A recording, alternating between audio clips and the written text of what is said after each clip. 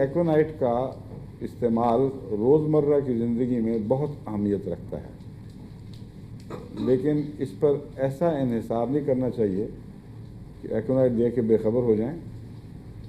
وقتی طور پر بعض دفعہ ایکونائٹ سے بھی وقتی فائدہ بھی ہوتا ہے کیونکہ ملتی ہے اچانک پن سے، لیکن بیماری گہرے اثر کی ہوتی ہے، لمبی چلنے والی، وہ پھر بعد میں آ کے انسان کو پکڑ لیتی ہے۔ اس کے بعد آنے والی دوائیں یہ آپ کے ذہن میں رہنی چاہیے جو گزشتہ میں نے لیکچر میں نہیں بتائی تھیں۔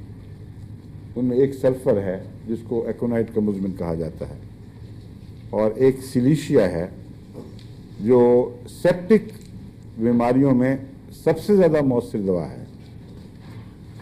جتنے بھی جراثیم کے حملوں سے تعلق رکھنے والی بیماریاں ہیں ان میں بعض قسمیں ایسی ہیں جن کا سلیشیا سے کوئی تعلق نہیں، وہ خاص قسم کی بیماریاں ہیں جیسے ٹائیفائڈ ہے، اور بھی بہت سی کئی ایسی ہیں جن کو میں موقع پر الگ الگ بتاؤں گا۔ لیکن روزمرہ کا جس کو سیپٹک اثر کہتے ہیں، مثلا اچانک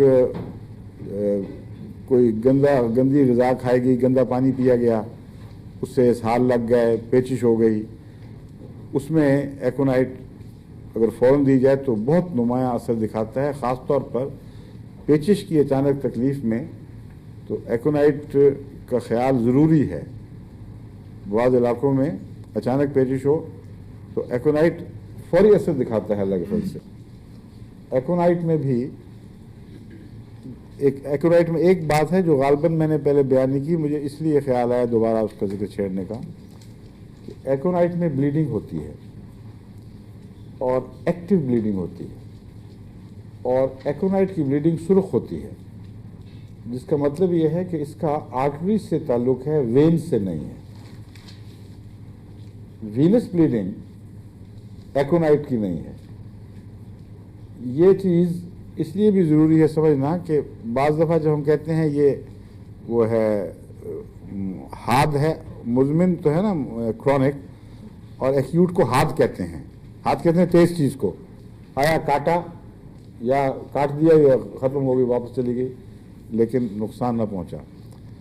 تو ایکونائٹ کا تعلق سرخ خون سے ہے۔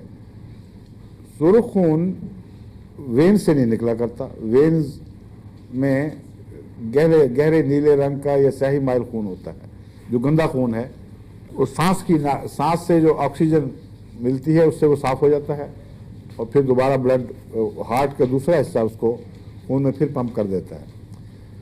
تو اس کا مطلب ہے عارضی طور پر جو اچانک خون نکلتا ہے ایکونائٹ کی بیماریوں میں وہ آرٹریز کا خون ہے، اور وہ چونکہ اس میں جوش پایا جاتا ہے اس لیے وہ تیزی سے نکلتا ہے، اور خوف سے اس کا تعلق ہے۔ اس لیے کوئی بعید نہیں کہ اچانک کسی صدمے یا خوف سے بلڈ پریشر ہائی ہوا ہو اور کوئی رگ پھٹ گئی ہو، اور وہ رگ ایسے خوف جو ہیں ان کا تعلق آرٹریز سے، یعنی تازہ خون کی شریانوں سے ہے، گندے خون کی شریانوں سے نہیں ہے، اس کا تعلق سلفر سے ہے۔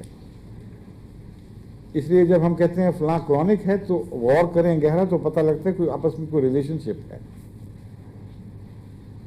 ایکونائٹ جگر کی بیماری دوا نہیں ہے۔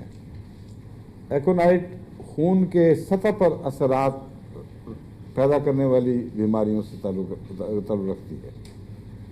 جگر اور گہری بیماریوں سے اور لنگز کی گہری بیماریوں سے سلفر کا تعلق ہے۔ بس وہ بلیڈنگ خواہ وہ پائلز کی ہو یا اور کسی نوعیت کی ہو جس میں رنگ گہرا پایا جاتا ہو اور ایسی علامتیں ہوں کہ جگر یا لنگز کے اندر کوئی گہری بیماری پیدا ہو رہی ہے، وہاں ایکونائٹ کے بعد سلفر کام آئے گا۔ لیکن بعض دفعہ بلیڈنگ کا تعلق انفیکشن سے ہوتا ہے، وقتی طور پر کوئی جراثیم نے حملہ کیا ہے، انفیکشن ہوئی اور بلیڈنگ شروع ہو گئی ہے، وہ اگر سرخ ہو تو اس کا تعلق ایکونائٹ سے زیادہ ہے۔ اگر دوسرے رنگ کی ہے یا پیسو ہے، ایکٹیو اور پیسو میں فرق یہ ہے کہ ایکٹیو میں دھڑکتے ہوئے خون دل کے ساتھ بھرپور خون نکلتا ہے باہر، یعنی اس کی آرٹریز کے ساتھ چونکہ تعلق ہے، وہ دل جس طرح دھڑکتا ہے زور کے ساتھ اس طرح ابل ابل کے خون باہر نکلتا ہے. اور پیسو بلیڈنگ کہتے ہیں جو رستا ہے آہستہ آہستہ. رسنے والے خون کا ہارٹ بیماریوں سے تعلق نہیں ہے, یا سب ایکیوٹ سے ہے یا کرونک سے ہے. اور یہ رسنے والا خون بتاتا ہے کہ یہ زیادہ خطرناک ہے بنسبت دھڑک دھڑک کر نکلنے والے خون سے, کیونکہ جو خون ابل ابل کے نکلتا ہے یا تو وہ جان لیوا ہوگا یا پھر چھوڑ دے گا, کوئی مستقل بیماری اور سردردی پیچھے نہیں چھوڑتا. لیکن جو خون رس کے نکلتا ہے اس نے یہ بتاتا ہے کہ جھلیوں میں نقص پیدا ہو گیا ہے.